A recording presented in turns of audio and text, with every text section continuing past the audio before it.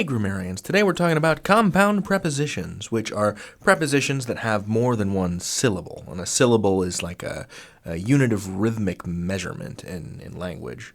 So for example, you could say compound prepositions. So the word compound has two syllables here, and the word prepositions has four. And it's just how many rhythmic word sounds there are. That's all it means. And it generally tends to mean that a word is more complicated. Adding to the complication is that a lot of these words have multiple meanings. Beginning with between. So between can have a literal meaning, but it can also have a metaphorical meaning. And what it means is that when you use between in a sentence, you're considering multiple objects as individuals. So between considers individuals. I'll explain. So you could say something literal, like the firefly zipped between the raindrops, literally going in between each one. But you could also use it in an abstract, metaphorical way.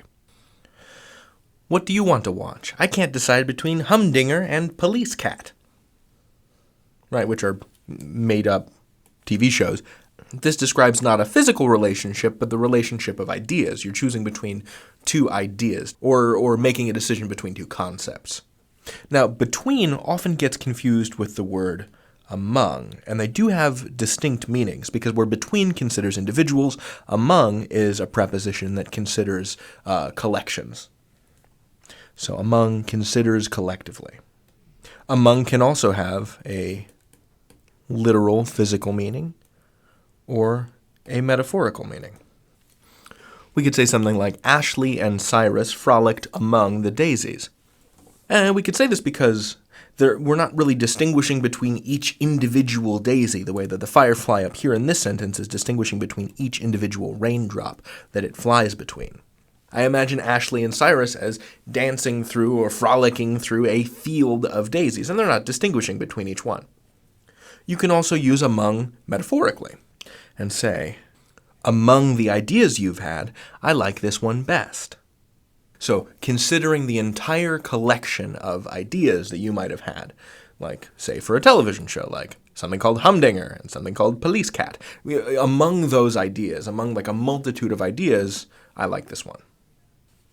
But the difference is in this prepositional phrase that we're just sort of considering all of those ideas as a collective group. Let's look at some more prepositions. Around is a word that has both a literal and a metaphorical connotation, and around is, in the literal sense, is pretty explanatory, pretty self-explanatory. The fox ran around the tree, right? So we've got this tree, and we've got a little fox going around it. There goes the weird-looking little foxy. But in the metaphorical sense, we can also use this connotation of going around something in a circle. You know, the mayor talked around the issue. You can use the word around as a metaphor to say that someone is avoiding something by, instead of addressing it head on, just going, what's that? Whoop, nope. Here's your little trouble box here. So you can take this physical idea and extend it into the realm of the figurative in language. Against, right, has this connotation of opposing or opposition. And literally, you can say something like, Rudyard leaned heavily against a tree. Or you can use it metaphorically by saying that you're opposed to something, you're opposed to an idea, right? Georgie campaigned against clog dancing, which, for the record, is a beautiful tradition. Within is a word that basically just means in or inside. And you can use it literally, to say, there's a frog within the pond, which is maybe a little ponderous, but you get the idea. But if you wanted to get metaphorical, you could say, non-literally, who can say what is within Ralph's heart? Right, and we're not asking, what's the condition of his cardiac muscles. We're not talking about the blood. We're talking about what spiritually or what emotionally is going on inside Ralph. Without is an interesting one because it used to mean something different. It used to mean something more akin to outside, but now it has this connotation of just not with. It's the opposite of with. I guess we're going to the candy planet without stew, then. All right, let's look at 2 more examples. So inside basically means the same thing as in or within. You can use it much the same way as you would use any of those other 2 words. So you could use it literally and ask, what's inside the box? Well, we can also use this kind of interiority as a metaphor and say, what's inside her mind right now? Because the difference between that and the literal sentence is you can open the box. You can't really open someone's mind, not physically anyway. You can open someone's mind by showing them new foods and movies and books and music and stuff, but you can't really get inside someone's head unless you're, a psychic mind wizard. Finally, beyond. And beyond is a preposition that has this connotation of being far away.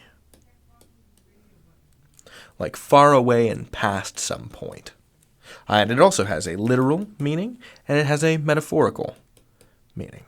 So, for example, you could say literally, beyond those mountains is Terrell's kingdom. Right, we're using these mountains as like a literal boundary. Little snow-capped peaks. And past them is, Terrellia. But you can also use it as a metaphor. We can use this physical relationship as a metaphor. You can say something like, this strawberry's flavor is beyond anything I've ever had before. Right, this is just like the world's most delicious strawberry. And its taste, its flavor surpasses, it goes past, over the mountains and into Terrellia. That's how delicious it is. Oh my goodness, what a strawberry, We're using this physical relationship as a figurative metaphor. We're using that to say that this strawberry over here is way better than anything else that we've had previously. Like this square rock. Used to eat rocks before.